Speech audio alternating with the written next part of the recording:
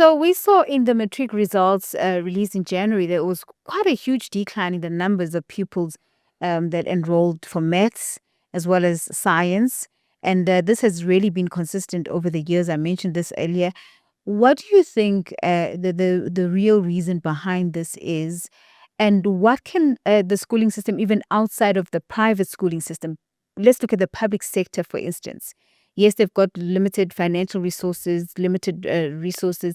What do you think the key is? You have touched on this, but also just looking beyond the private sector. The tragedy is that within our public system of education, and I might need to be corrected, but if I remember correctly, we have one of the highest per capita allocation of fees for education in the budget.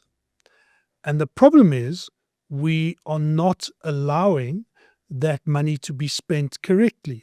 That's one of the biggest problems. So within your state system, you need to completely reimagine how we're educating.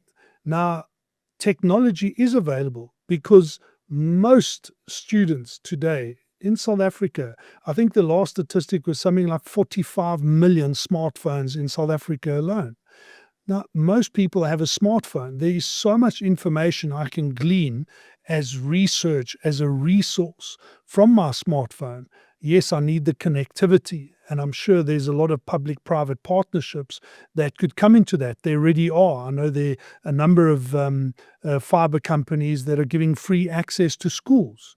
So I do think that there is certainly a solution, but at the moment we don't have a solution, and we are going to continue to see the struggle of kids exiting a system that is antiquated, exiting a system that qualifies them to do absolutely nothing.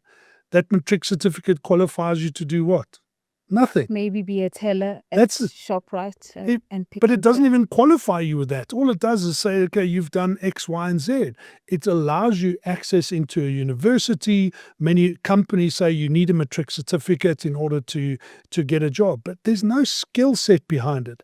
And that's what we started doing at Centennial Schools. We started looking at what skills can we give our students that when they exit, whether they go to university or entrepreneurs start their own business or whatever they're doing, they still have a skill set that they're actually capable of doing something other than a certificate that doesn't qualify them to do anything.